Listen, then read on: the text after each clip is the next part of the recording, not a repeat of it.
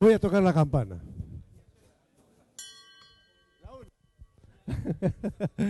Bueno, no podéis imaginaros lo ilusionante que es ver tanto público, una charla de este tipo, acostumbrado a ver siempre poquita gente, y esto la verdad nos ayuda muchísimo para seguir empujando en el mismo camino. La directiva del Liceo Marítimo de Bouzas, con José María Bosch, con Ángel Pereira y todo su equipo, está apoyando esta iniciativa de 5 meses, 5 charlas olímpicas, que es lo que vamos a hacer. Para nosotros es seguir empujando y también agradecer a los que de alguna manera nos inyectan, bueno, algo de gasolina para poder financiar un poco esto, como son los patrocinadores de Nauticarea, de Nautifebar, la cafetería del liceo, Tierra y Mar, Orca y Navega y Buceo, así como Global Virtual. Ahora vamos a tener, pues ni más ni menos que a Massimino Casares Ozores, meteorólogo del Estado, que como sabemos es una persona que, bueno, pues de alguna manera tiene muchas salidas. Como meteorólogo que es, tiene muchas salidas porque es una persona que de repente Ian Walker le llama por teléfono y le dice: oye, Masi, ¿por dónde paso Madagascar? ¿Por estribor o por babor? Y claro, Masi le dice: bueno, pasa por estribor. Al día siguiente, el Ian Walker le llama y dice: pero Masi, por Dios, estamos aquí empozados. Y dice: pero es que no has visto no has visto las isobaras. Y señala así 20.000 millas de mar. Pero también es una persona que es muy valiente, muy atrevida, porque en casa le preguntan: Masi, ¿cómo llevo los niños? ¿Manga corta o manga larga? No, Masi valiente, se echa para adelante y dice: manga corta. Y esa noche, pues claro, duerme en el sofá. Bueno, Masi Casares, vamos a darle un agradable recibimiento, lo queremos muchísimo.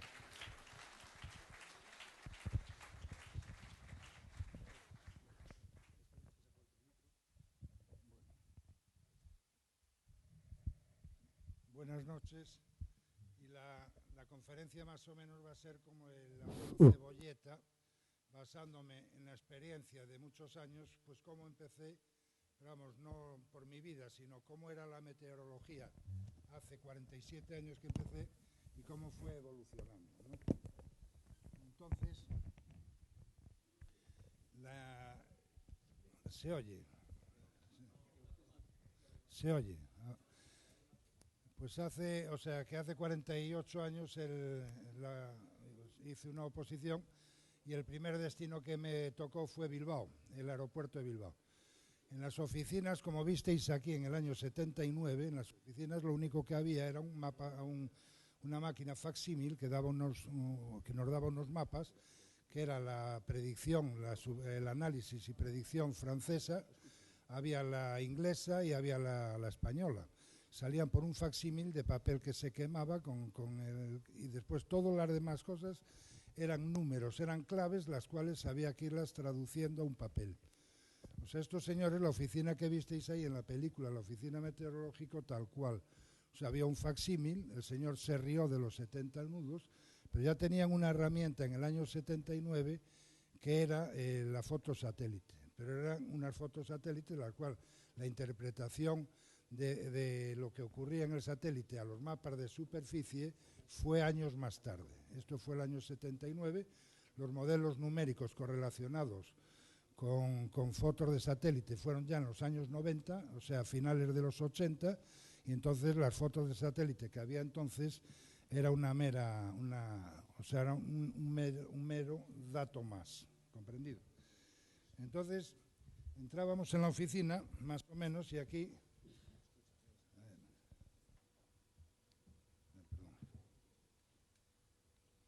Más o menos, entonces, lo que nos mandaban los mapas...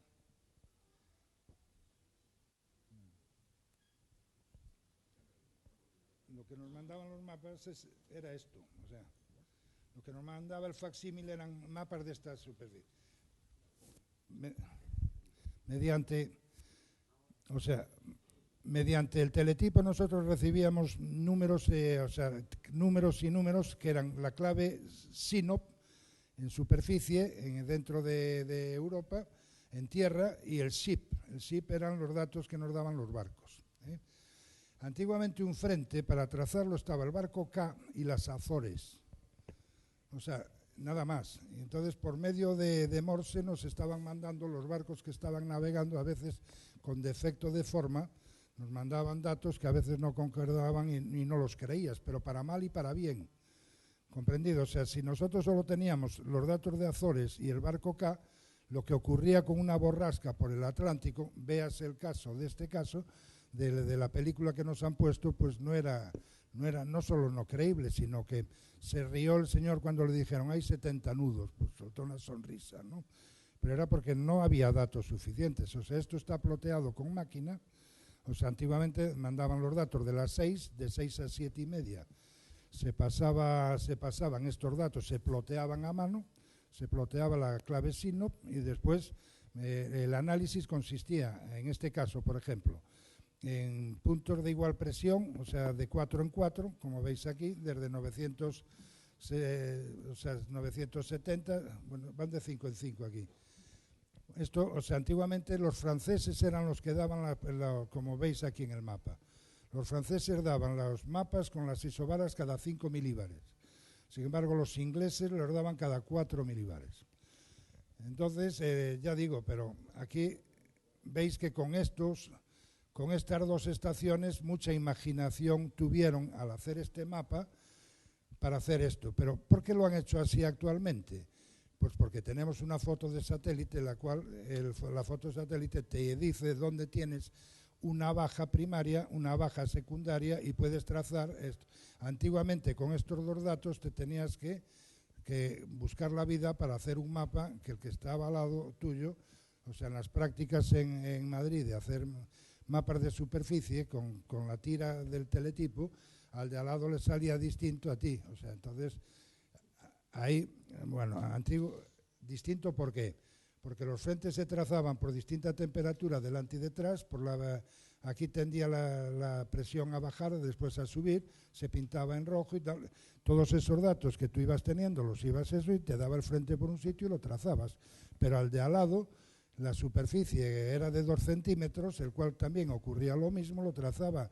O sea, el frente estaba bien trazado, pero no era exactamente eso. ¿Quién lo hacía mejor? El que más conocimientos tenía.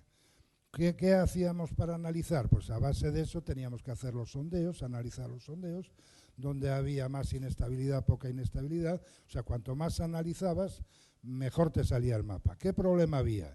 Que si este era el mapa de las 6, había que difundirlo hecho a las 8 de la mañana. Entonces, el que ploteaba tenía que hacerlo a toda caña y tú que analizabas el mapa tenías que a las 8 y media tenerlo disponible para que tuviera una función pública. Los mapas eran a las 6, a las 12, a las 18 y a las 24. Y todo hecho a mano, ¿vale?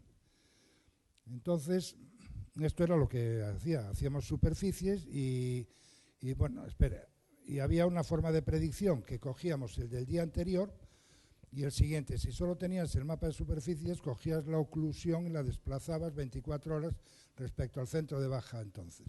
La tendencia de la baja, si veías que estaba bajando a 4, la tendencia de la presión era baja, una tendencia a la baja, podías predecir a 24 horas cuánto iba a ser de profunda la baja y dónde estaba posteriormente. Entonces, una predicción a 24 se acertaba bastante, a 48 era mera conjetura y a 72 y a más tiempo sí se hacían las predicciones. Pero ¿cómo las hacíamos? Cogíamos la topografía de 500 milibares, porque esto es, como veis aquí, o sea, cogíamos la topografía de 500 milibares y como allí no había rozamiento y la Tierra no actuaba, veíamos cómo predecíamos las vaguadas en altura de 500 milibares a 2 o 3 días y lo transportábamos a Tierra. Cosa bastante inexacta, pero era lo que había entonces, ¿no? Hoy las predicciones a 3 y 4 días tienen más acierto que entonces a 24 horas. Bueno, pues entonces teníamos, ya digo, las claves que nos emitían por el teletipo eran por parte de SINOP y SIP respecto a tierra. Los aeropuertos Metar y TAF. O sea, en los aeropuertos había una sala de teletipos en Bilbao, y en Vigo, en La Coruña, solo había una sala de teletipos para todo el aeropuerto. Entonces, meteorología, la sección de meteorología tenía que pasar un parte. Hoy quiero que me paséis el TEMP eran los sondeos, la clave de los sondeos, que después los tenía uno que ploteara a mano, por ejemplo. El sondeo hubo siempre, ¿no? Con el sondeo hacíamos las topografías en altura. Recuerdo que una vez me dijeron, bueno, ¿y que recuperáis el globo y el sondeo? Y pues no, pues eso es un dinero que se tira, decía la gente. ¿Y cómo tiráis ese dinero? Y no se daban cuenta de que los aviones, los que se iban a Estados Unidos, venían con la corriente en chorro en popa y solo en el combustible de una mañana ahorraban para todos los radiosondeos que se podían hacer en 2 o 3 meses. O sea que la cosa era útil porque los únicos datos que teníamos en altura entonces era haciendo los sondeos. Y aquí están. Estas eran después. Hacíamos topografías en altura. Topografías era mapa 500 milibares. Pero no existía Oporto, solo Lisboa. Existía La Coruña y Madrid. Y Gibraltar. Y Palma de Mallorca. La de Murcia, todas estas, Santander, se hicieron a posteriori. O sea que, entonces, la cantidad de datos que teníamos para hacer topografía era ridícula, ¿no? O sea, después de hacer la...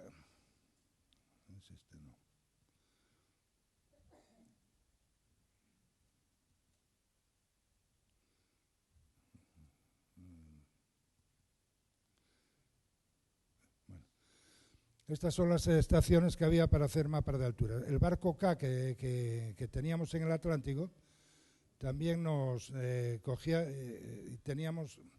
hacían mapa en altura, ¿no? Vamos a ver. Bueno, vamos, Lisboa. ¿Veis? Esto es lo que nos daba el globo sondeo. Aquí había la presión, 1017, a la altura que se encontraba el globo en cada minuto, y todo esto lo mandaba mediante clave y después y nos daba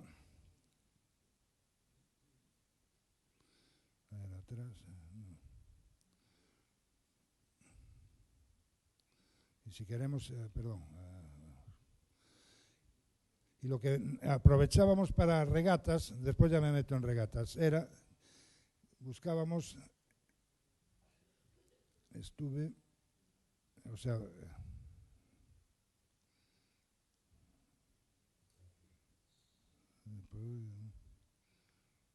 Europa.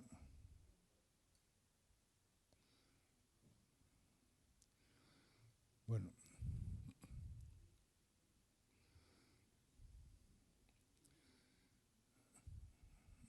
A nivel navegación, veis, esto es un diagrama. En este diagrama nos daba techo, dónde empiezan las nubes, dónde terminan.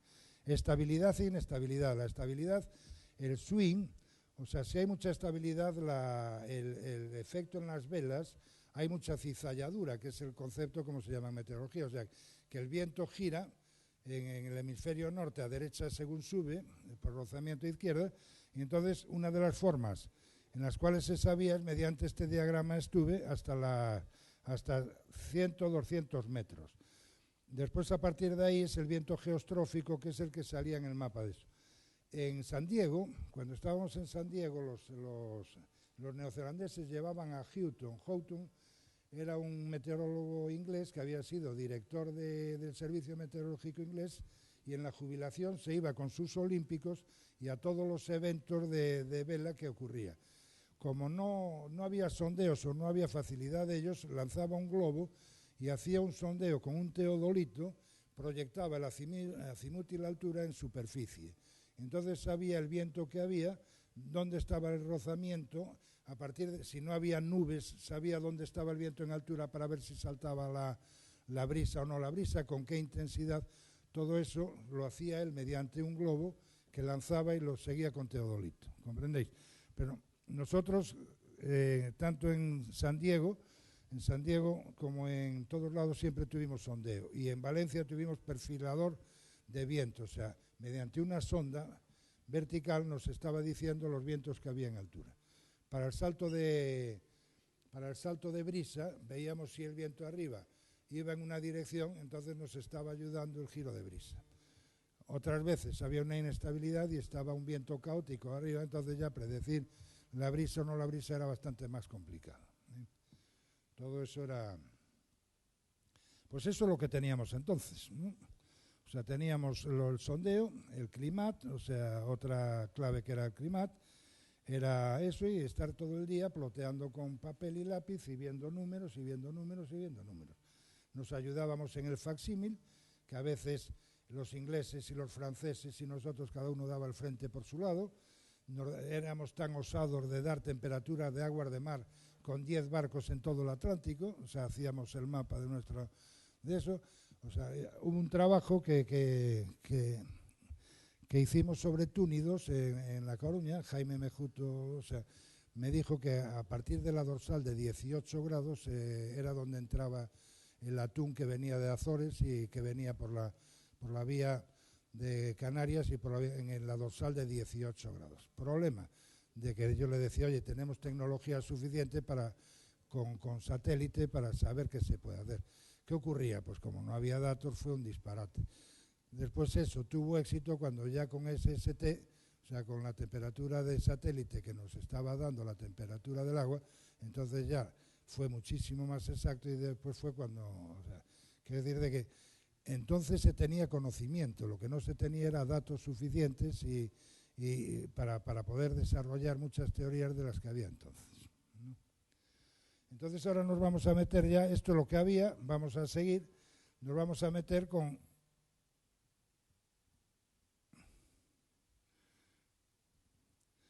Nos vamos a meter con las regatas, o sea, primero la Galicia Pescanova. La primera que hubo fue en el 92, en San Diego. Después vino el Galicia Pescanova. En San Diego fue toda una aventura, porque desde aquí, yo tenía un hermano que estaba en la Marina, el cual pues estaba en la base de jefe de seguridad en la base de Rota, y entonces llevaba papeles de recomendación para hablar con gente de la Navy en San Diego. Entonces, que hablara con él para que me diera datos. Mi sorpresa fue que me invitaron a comer, fueron muy educados, pero consideraban una traición a la patria si me daban datos de la Navy para eso. Entonces ahí hubo que empezar a buscarse la vida. Entonces todas las mañanas me iba a la Weather Office del ayuntamiento del aeropuerto de San Diego y me encontré que había una publicación en la cual nos daban los tiempos de San Diego, que son los que veis ahí escritos. Para ver el sondeo que visteis antes tenía que ir todas las mañanas allí, lo tenían en un corcho. Entonces tenía que ir con mi papelito y en el corcho allí pues diciendo la inestabilidad es esto. Pero según veías que había otros peor, o sea, Houghton lanzaba un globito rojo que salía desde enfrente, era un gran meteorólogo que por no tener acceso a buscar esos datos, pues tenía un teodolito, o sea, ya digo,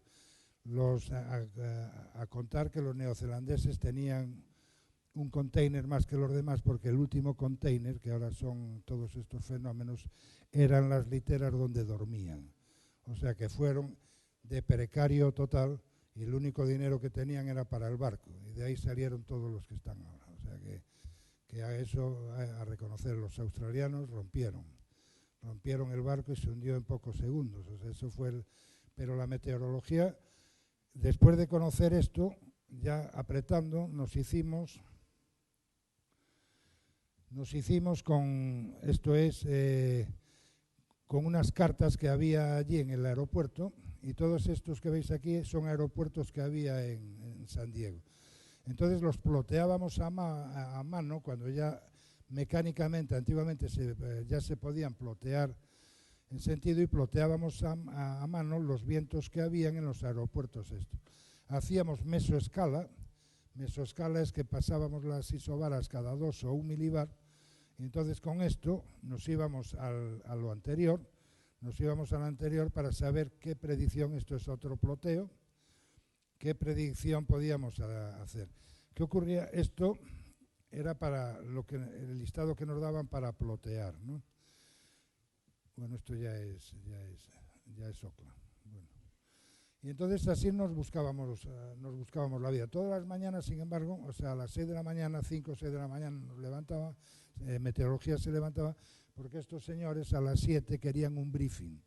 Entonces, de 5 a 7 lo que había que hacer era un briefing del tiempo que se esperaba, y en las horas de regata,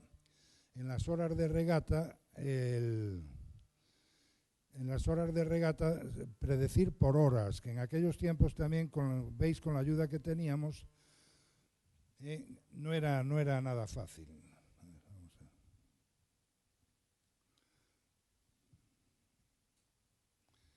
Vamos a viajar un poco.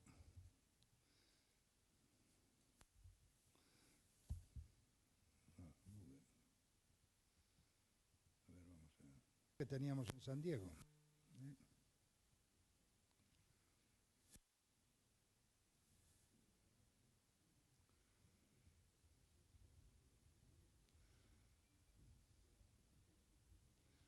Aquí estamos.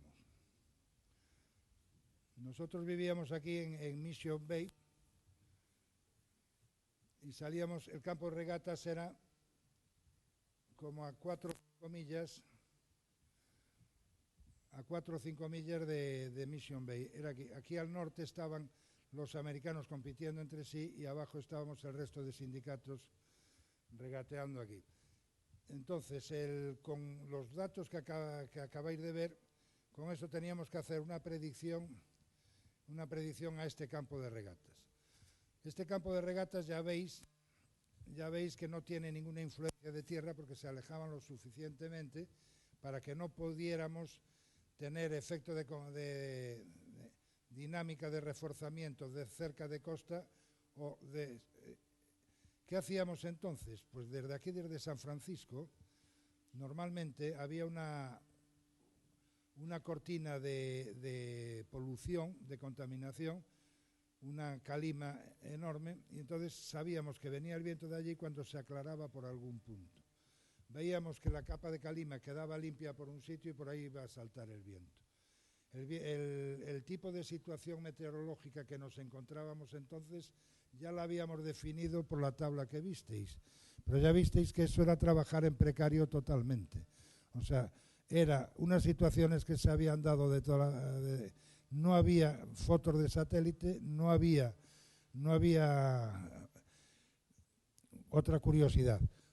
Los americanos resulta de que por la Navy no nos dieron datos, pero Joan Vila se hizo cargo de una tarjeta Visa y entonces buscó quién nos podía suministrar datos y entonces con la tarjeta Visa teníamos todos los mapas que queríamos, o sea, todas las facilidades que queríamos. Lo que pasa es que era a escala sinóptica, eran mapas de todo el Pacífico, el cual aquí no nos ayudaba mucho.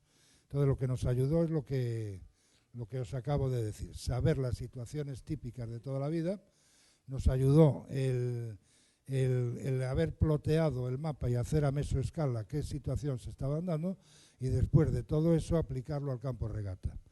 No fue mal, vamos, las predicciones no hubo grandes protestas. Y después todo lo que valió de no haber tenido ningún medio cuando empecé de meteorólogo, ahí empezó a ser útil. Tipo de nube, qué viento daba abajo, de dónde viene la nube, qué rol nos va a dar, que la inversión que no tiene sondeo, porque teníamos el sondeo del aeropuerto, pero no el de San Francisco. ¿Dónde rompe la inversión y por ahí viene el viento? Todo eso hubo que observarlo antes en aeropuertos y en la vida normal, porque los medios de meteorología era bastante precaria, y entonces el ver esas cosas es eso. Para que sepáis, el meteorólogo de Australia, que fue con Nueva Zelanda toda su vida, le llamaban Mr. Cloud. Por algo sería, o sea, le llamaban Mr. Nube porque era un señor que interpretaba las nubes como todos los que empezamos hace muchísimos años. Esa nube va a dar viento, ese cúmulo es de buen tiempo, indica estabilidad, esa nube que se está desarrollando va a ser inestable, el alto cúmulo ese que está creciendo a 700 milibares va a dar una tormenta esta tarde que no te apañes. Todo eso fueron las bases de los que empezamos en los años 60, porque no había otra cosa. Y entonces en la interpretación de las claves que nos daban, tú te ponías en lugar del observador que lo hacía y cómo remarcaba más unas cosas que otras para interpretar lo que hacías. Después de aquí, después de esto, hubo al año siguiente, hubo el Galicia Pescanova. El Galicia Pescanova también tiene su aquello, o sea, entonces estaban como he dicho, ya había mapas de satélite, fotos de satélite había desde el año 78. A ver.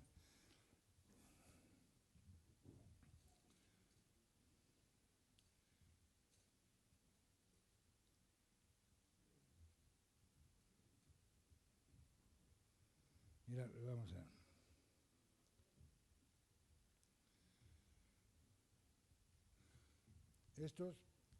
Mirad, aquí empezaron en el 78, fue cuando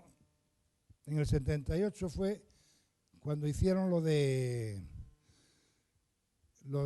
cuando empezaron las fotos de satélite. Dundee está en Escocia y este señor era el que nos suministraba, a todos los servicios meteorológicos de Europa nos suministraba lo que era un armario. Me contaba el presidente que en los barcos el primer GPS era como una máquina de Coca-Colas y registraba y salía un papelito dando la posición. Del tamaño, me dijo, de un expendedor de Coca-Colas. Pues las primeras fotos de satélite en los centros meteorológicos exactamente lo mismo. Había una pantalla, las fotos eran carísimas, nos decían, daban fotos de infrarrojo, daban fotos visibles y fotos de vapor de agua. La visible era para mapas de superficie, o sea, la acoplábamos a los mapas de superficie y nos ayudábamos de ellos. El infrarrojo a 500 milibares porque había un tono de blancos, o sea, como era temperatura, muy blanco, muy frío, pero vamos, ya había un tono de blanco para poder hacer nosotros a 500 milibares una extrapolación de la foto satélite y 300 milibares la de vapor de agua, ¿no? Bueno, pero esas fotos, aquí no es que falte fichero, es que en Dundee empezaron en el 78. Las fotos que hemos visto de la película fue en agosto del 79, muy poco después, en el día 9, y esto es lo que tenían ellos allí, al oeste, ¿entendéis? O sea, esto más o menos, esta es el área de lo que tenían allí, pero en la oficina meteorológica que nos enseñaron, en la película no tenían ni esto. O sea, tenían una máquina de facsímil y un señor allí con una regla que en la reposición pusieron eso y, oye, ¿qué dicen 70 nudos? Y soltó una carcajada. Pues las oficinas más completas que un observador o un observatorio a un acantilado, o sea, los centros meteorológicos ingleses lo máximo que tenían era esto. ¿Veis? Esto fue lo que afectó allí. ¿Comprendéis? Esto es ahora se llamaría ciclogénesis explosiva, ¿comprendéis? Esto es lo que, ¿entendéis? O sea, eso significa de que en un periodo de tiempo la presión baja por 20 milibares, o sea, explosiva se usaba técnicamente para decir a la gente, oye, eso va muy rápido, pero se enteró un periodista y entonces ahora pues esto es los datos que tenían entonces, pero no esa estación, porque esa estación está bien dibujada. O sea, una estación de un acantilado no tenía los medios para poder tener esto, ¿no? ¿Comprendéis? O sea que eso es más o menos lo que os quería decir. Y hacíamos un seguimiento y en eso entonces era para decir, hombre, tracé aquí el centro de la borrasca, será, y miraba la foto satélite, pues pero seguíamos a mano, ploteando y haciendo todo eso. ¿Qué más iba a contar? Bueno, para mí fue una alegría porque el modelo que usábamos, eso se llamaba el modelo de viernes, y siempre nosotros observábamos de abajo arriba. Y entonces en un aeropuerto con cúmulos, estratocúmulos, veíamos, o sea, con nubes así, una capa de nubes, de repente, como en Canido el otro día, pues dentro de eso pues había una zona muy oscura, pero no podías confrontar con alguien que te mande una foto desde arriba, ¿no? ¿Comprendéis? Y entonces eso intuías que era un cúmulo nimbo embuido en esa masa de nubes, y que eso arriba podía estar produciendo problemas, pero era por la observación que veías desde abajo. en los aeropuertos los pilotos, cuando venían a Galicia, pues nos decían, tenían el favor de decirnos dónde estaba situado el cumulonimbus de Sanabria. Y cuando iban a Bilbao también, si había algún cumulonimbus por el camino, nos lo venían a decir a la oficina, para los que venían detrás saber más o menos en eso. Entonces lo apuntábamos allí como datos de lo que podía venir detrás, ¿eh? O sea que entonces era una meteorología más participativa. Antiguamente, lo que quiero decir es que el factor humano dentro de la meteorología era importantísimo, por lo que estoy contando. Hoy día, sin embargo, pues ya veis en la televisión que lo que están haciendo es los modelos que dan, decir, bueno, aquí dicen que esto y tal, o sea, pero el valor humano que le dan a los modelos hoy día es nulo, casi nulo. O sea, sale la foto de que va a haber heladas por la península y dicen, sacan la foto que de AEMET, que dice va a haber heladas, y dicen, y ahora va a helar mañana entre esto y esto. Pero vamos, el que lo tuvieran que sacar de sondeos o mucho trabajo manual y ver lo que va la evolución, eso se acabó. Ahora son los ordenadores los que también hay que decir de que si a mano 48 horas fallábamos como fallábamos, a ver quién se permite hoy el lujo de dar una predicción a 10 días como se están dando. Pues eso sería ciencia ficción absoluta. ¿Comprendéis? Vale, pues dime.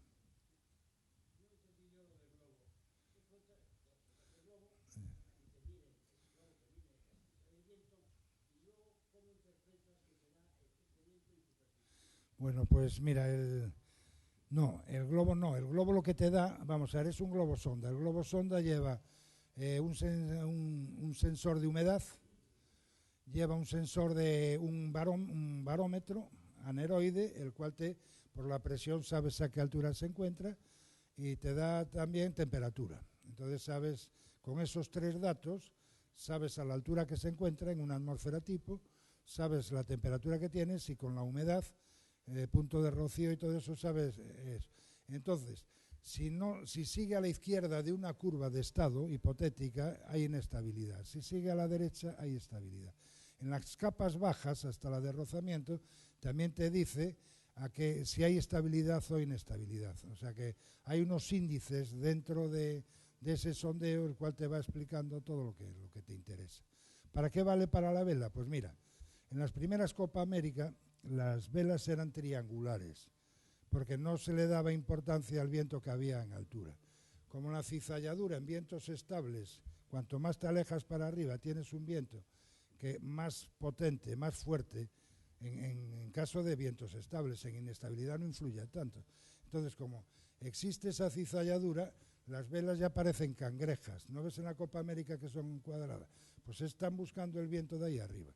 Los neozelandeses en Valencia ya empezaron a sacar espís con un globito arriba del todo, o sea que preferían invertir la superficie de viento, o sea, siendo fieles a la cizalladura que había arriba. ¿Comprendes? O sea que, pero en estabilidad, en inestabilidad da igual, porque las capas se mezclan. Si hay inestabilidad, cuando hay un cumulonimbus, o sea, cumulonimbus o nubes fuertes o tormentas, las capas de arriba y abajo se mezclan unas con otras. Y eso eran, de esta forma que me expreso, esa forma que ves, y eso es lo que tenías que decir, porque no tenías otros medios en San Diego, ¿comprendes? Después no, después ya hubo mucha más potencia de... Entonces ya el año siguiente, ya hablando de eso, hubo la Copa América, la Vuelta al Mundo del Galicia Pescanova.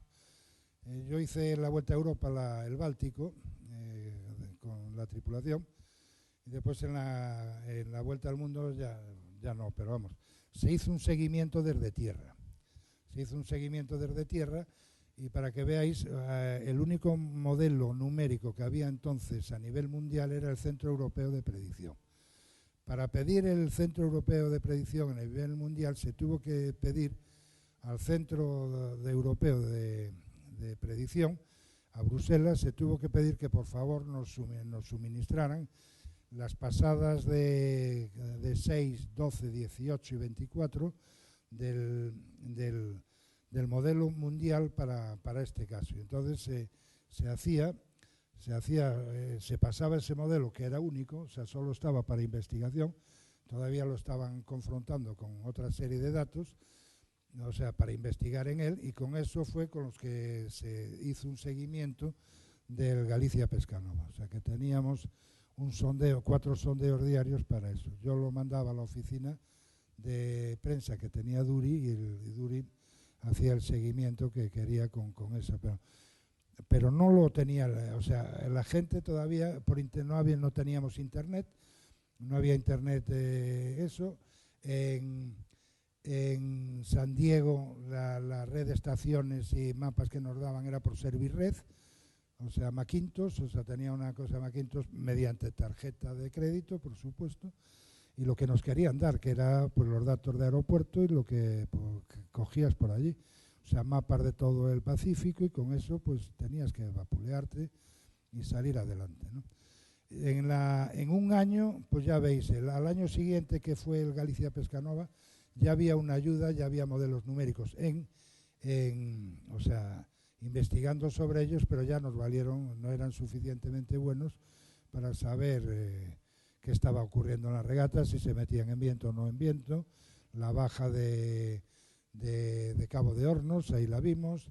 Se vio también en el norte cómo quisieron atajar con el Winston y no se fueron lo al norte suficiente para ver si se quedaba de segundo y casi pierden el tercero.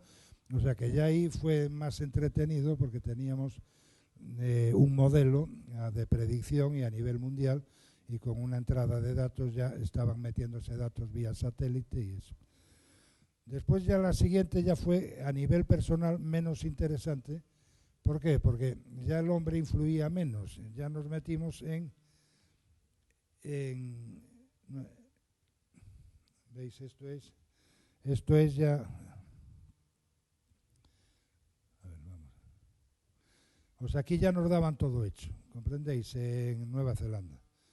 En Nueva Zelanda nos daban todo hecho, a ver, perdón, porque había internet, nos suministraban los datos, teníamos un radiosondeo. A ver, vamos a ver, a ver si entra. Perdón. A ver, vamos a ver. A ver, vamos a ver. No, pero es que quisiera entrar. ¿Sabe alguien cómo entrar en Google aquí? Sí. A ver. Borro. Aquí. Méteme. Quería coger internet, Google Maps. Aquí está. Para comprar los datos, y fuimos el único sindicato que no teníamos datos del campo de regata. Era una torre de 5 pisos en el cual daba también cizalladura. Y entonces, problemas de este campo de regatas, pues eran aguas someras, la correntada con la marea aquí era espantosa, era sotavento de donde venían las borrascas, entonces aquí había vientos extraños. Aquí había un campo de regatas y otro campo de regatas era aquí al sur. Esta isla, Rangitoto, aquí había otro campo de regatas, uno al norte y otro al sur. Aquí, sin embargo, ya el reforzamiento de viento dinámico sí influenciaba, o sea, ya podías hacer por innovación. Bueno, una innovación de San Diego fue de que cogimos 2 zodias y le pusimos un castillaje con un anemómetro para tener datos a barlovento y a sotavento de la línea de regatas. O sea, fue sorpresa que la pusimos nosotros, y después ya aparecieron bastantes zodias pequeñitas con su anemo, con su castillaje y lo mismo. Otra innovación que hicimos en San Diego fue una caña flotante, porque para tomar la corriente en principio poníamos objetos poco pesados, y entonces era más el viento que la corriente. Entonces cogíamos sables, tubos, lo tapábamos por un agujero, lo lastrábamos, y entonces veíamos que la corriente, que era 2 o 3 metros de profundidad, que es donde estaba la orza y afectaba a eso. Pues eso más o menos fue innovando, porque necesitábamos saber la corriente en el campo de regatas. En San Diego había 2 zodias, y después había 2 zodias y había otra, el dinghy estaba en la de barlovento, y con esos datos nos teníamos que valer. Aquí en eso hicimos exactamente lo mismo. Había una boya a Barlovento, otra a Sotavento y una en la boya de Barlovento. Y con esos datos fue como nos teníamos que salir. Sin embargo, teníamos un sondeo aquí.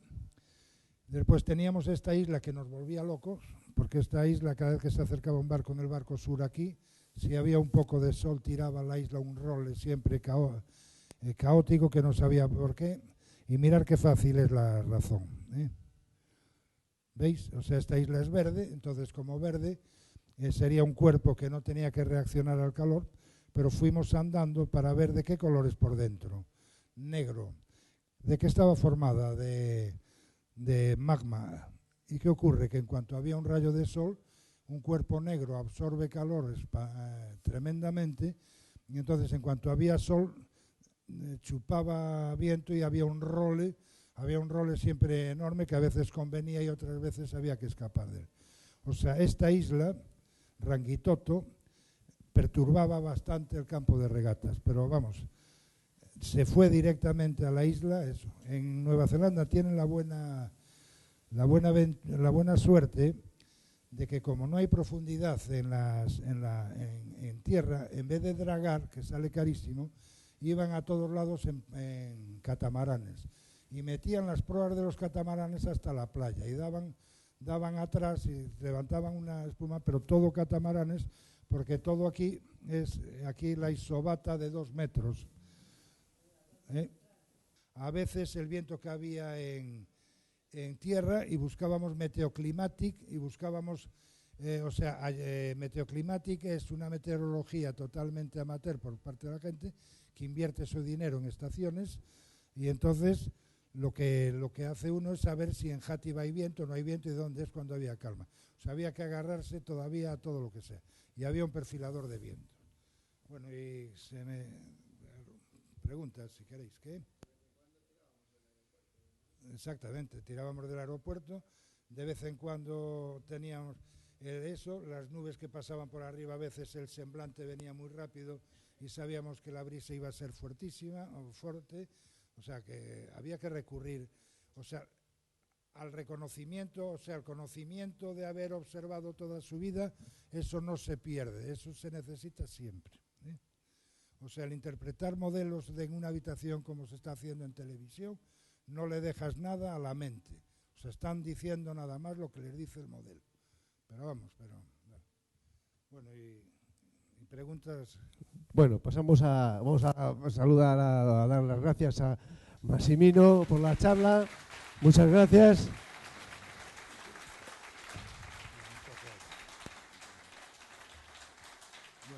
Y ahora pasamos al apartado de consultas o preguntas que queráis hacerle a Massimino. Si es posible, ser breves en las preguntas. Les vamos a pasar el micrófono a quien se la quiera hacer y a ser posible una o dos preguntas por cabeza, porque somos muchos y algunos todos queremos charlar con él en algún momento. Entonces, si hay alguien que quiera, si no, pregunto yo. Muy bien. Espera que te paso el micro rápidamente.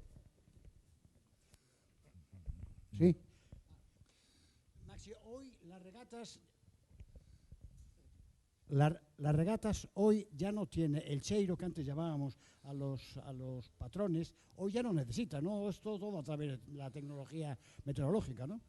Vamos, la última Copa América está preponderando la técnica, el que vayan los barcos con menos rozamiento y más eso. Han limitado el campo de regata para que no haya influencia de costa. O sea, ya visteis en la última Copa América como la mitad de la bahía son aguas cerradas, o sea que no hay fetch, solo es mar de viento, o sea que sí, respecto al tiempo se están adulterando eso. Los modelos que ponían por televisión son los modelos que puedes hacer tú con papel y lápiz, o sea, diciendo aquí hay más viento, aquí menos, o sea, esta isla aquí va a haber un sotavento con un role, eso es lo que se nos ha ofrecido por televisión. No creo que haya tenido un soporte de meteorología tan bueno como el de Valencia. Entonces sí, tienes un poco razón. O sea, hoy día los campos de regatas se están limitando a que la predicción cada vez es más difícil. O sea, ya lo que decías tú, Cheirar, me voy a costa, que salgo por ahí, ya normalmente en las regatas te quitan costa y te quitan, o sea, digo en las regatas de altura, te quitan, de Barlovento, Sotavento, quieren que el campo de regata sea lo más limpio posible para los vientos que haya. Eso es verdad.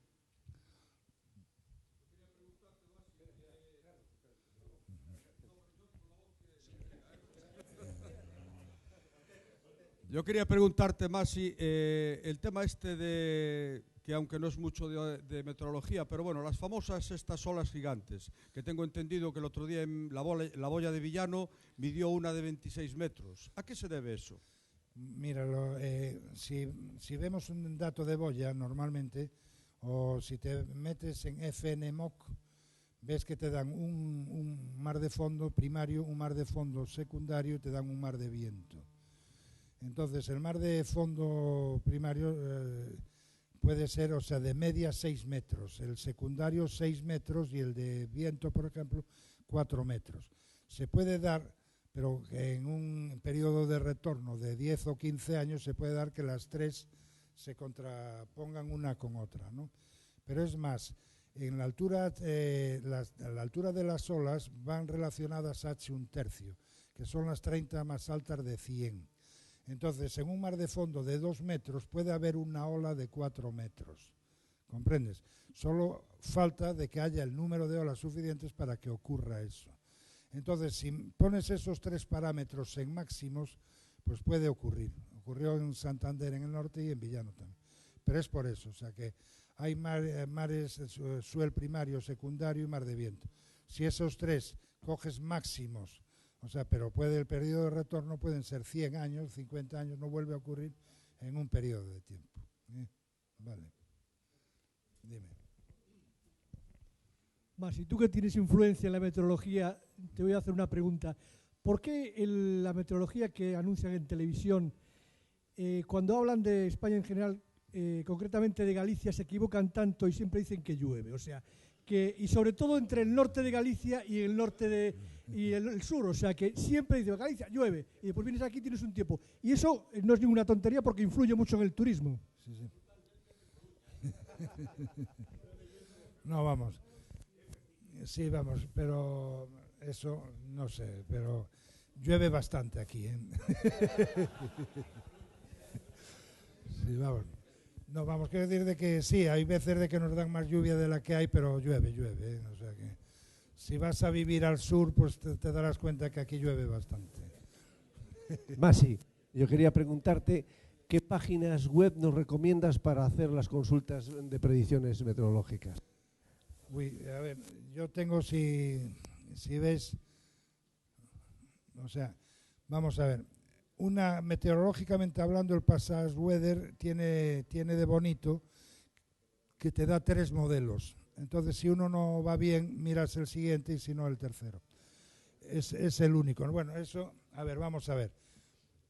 No, cuando el Centro Europeo de Predicción que nos daban ahí, hay 36 salidas. Si os metéis en AEMET hay una predicción que es determinista, que es lo que se creen que va a haber, y hay otra predicción que se llama probabilística, que es la probabilidad de que ocurra eso.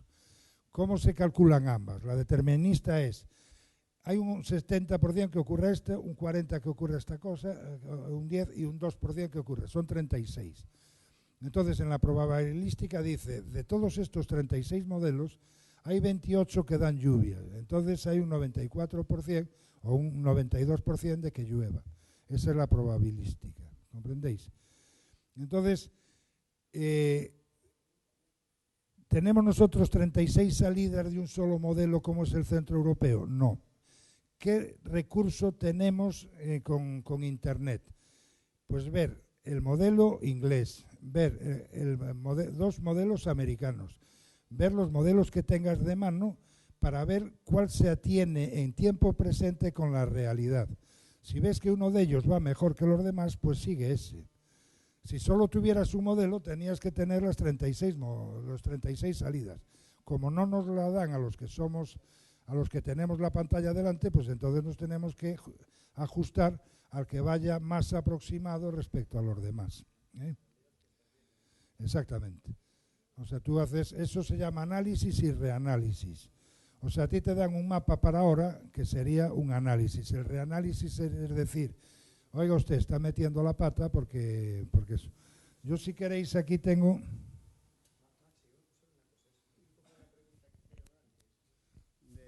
De que ya el patrón ya lo que ve no es real. Y muchas veces cuando estás navegando fuera, tú tienes un parte y ves un parte y dices, aquí me da 15 nudos, pero yo tengo 25. Y entonces viene eso, ahí viene la experiencia y ver que hay otros partes y otras opciones. Entonces, al final eliges el óptimo para ese momento. Exactamente lo que... Pero no es, te dan la información, no, te dan mucha información. Tú tienes que saber elegirla y ahí es donde entra la persona que sabe el conocimiento. Exactamente. Ahora lo que hay que hacer es discernir tanta información porque le estás apedreado con información. Entonces tienes que discernir cuál te conviene más. O sea, en eso consiste el patrón como orea el viento y eso. ¿Entiendes? O sea, si tú sales con 10 o 15... También en la vela tenemos un defecto, porque tuvimos fuerza 7. No, mira, tú has visto una racha de 34 nudos, porque nosotros hablamos de rachas. Ya la meteorología habla del optimismo del hombre, porque en vez de, en las olas que os he contado antes, en vez de, para calcular la altura de olas, por apreciación, uno dice 3 metros, pues consideran los que estudian olas, que esos 3 metros corresponde, o sea, lo que ve un señor y mide con buena voluntad, corresponde al tercio de olas más alta. O sea, que pasa muy de las bajas y entonces dice, he visto 3 metros. Pues con el viento hacemos lo mismo. He visto 42 nudos. No, mira, una racha, la banda de la Nemo va haciendo así, tú me estás marcando el pico. Entonces, 34 nudos no es que haya fuerza 7, es que tenías fuerza 5 con rachas de 6-7. Pero vamos, por eso digo de que hay veces de que también interpretamos por alto, por bajo, vientos que nos están dando bien. O sea, 5 o 6 con fuerza, con rachas de 7, 20 milibares. Eso es lo que, si tú vas siguiendo una baja y ves que está en 990 milibares o en 1010 y baja a 990, entonces en poco tiempo, pues entonces es una borrasca explosiva. Bueno, se llamaba así. No, yo decía a nivel de libro de bitácora cómo debemos actuar y anotar según la latitud. El barómetro. Según la latitud. Si vas por la zona ecuatorial, 2 milibares en un periodo de 1 hora ya es para preocuparse porque se puede acercar. Si es a estas latitudes, en un periodo de 2 o 3 horas, 10 milibares, empieza a preocuparte porque es mucho bajar, ¿entiendes? Vale, vale. Y después yo decía, ¿qué nubes debemos saber para... ¿Qué nubes son las típicas que debemos saber un poco manejar? Pues las estratiformes y nieblas en los frentes cálidos. Después del frente cálido aparecen lo que son cúmulos y estratocúmulos, y después ya si cumulonimbus, eso es que pasó al frente frío. En el frente frío hay cumulonimbus, nubes de desarrollo, y eso. La visibilidad mejora al pasar el frente frío, y los roles aquí en el hemisferio norte siempre a derechas. O sea, tú vas con suroestes y de repente rola el viento a noroeste. Hay un refrán que lo dice muy bien, que a norte nuevo y a sur viejo no le fíes el pellejo. El último sur antes del frente aprieta y el primer norte después del frente aprieta también, ¿no? Eso es para definir el paso de un frente en el hemisferio norte. ¿Alguna pregunta más? Si no, ya acabo.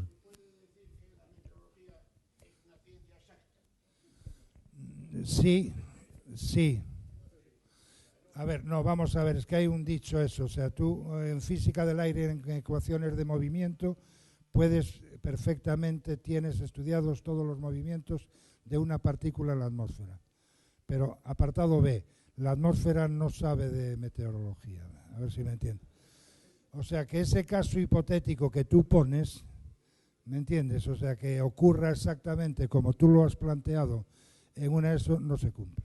Pero también por causas ajenas, o sea, puede ser rozamiento en tierra, puede ser una onda de montaña, puede ser, o sea, o que tú no tengas los datos de contorno, o sea, no tengas los datos suficientes para definir esa situación, que puede ocurrir. Pues muchas gracias, Masi, muchas gracias a todos.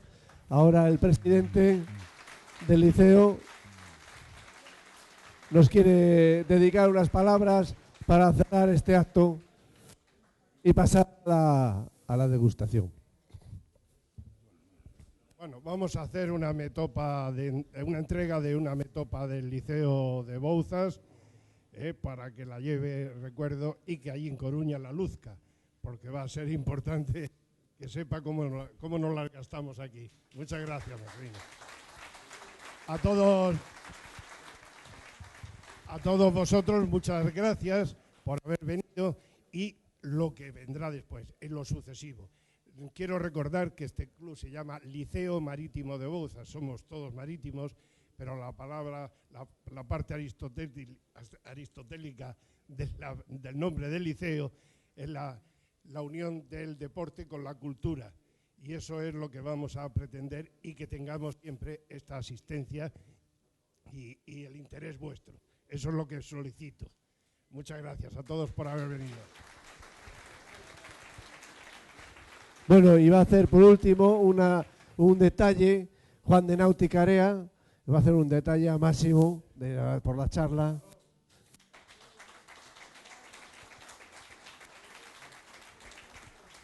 Y ya sin más, muchísimas gracias a todos, bienvenidos y os esperamos en la siguiente.